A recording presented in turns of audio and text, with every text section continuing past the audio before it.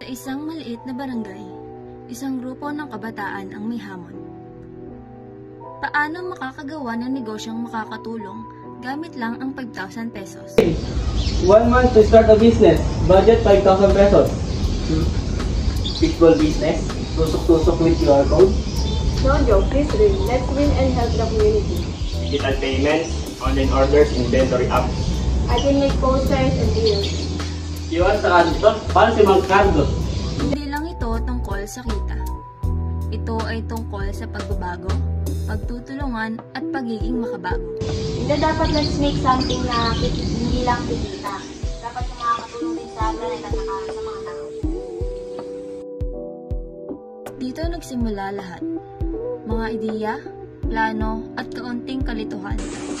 Tara, dito. Pumunta tayo dito.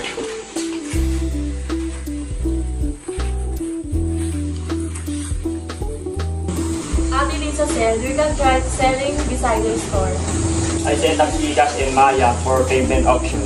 Mula eco-friendly packaging hanggang QR code payments, bawat isa may ambag. Tapos promo. Bring your own container. May discount. Okay, sige natin kung gagana yan. Ito na ang araw. Ang aming unang hakbang bilang mga young entrepreneurs, kahit roleplay lang. Opo. Pabili. Magkano dito? Pesos na lang po, ma'am. Available po ba kayo sa online payment? Opo, may GCash po and PayMaya. Ligtas, mabilis, walang sukli problem. Plus, zero waste din po tayo. Sige, bilhin ko na to. Dito siya.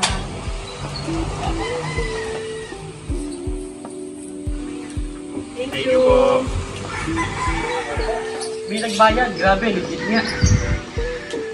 Hindi ito perpekto, pero bawat customers, bawat tanong, bawat QR scan, naramdaman naming totoo.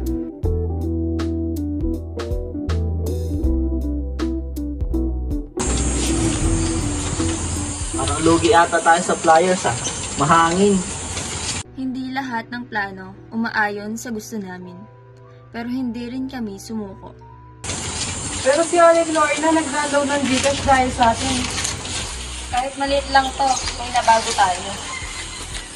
May mga aberya, mga pagkakamali, pero doon kami mas natuto. Ito ang bunga ng aming pagsisikap, hindi lang proyekto, kundi ang kwento ng pagtutulungan ng bawat isa. Technology to improve a traditional business. So, ginamit namin yung technology para maging eco-friendly ang every step. So, meaning, less waste and more purpose. Akala ko, puro kalokohan lang to, pero ngayon gusto ko lang ituloy.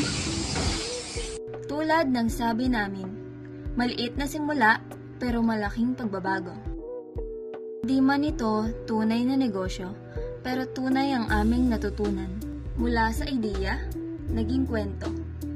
Mula sa papel, naging inspirasyon. Kami ang next move at ito ang simula pa lang.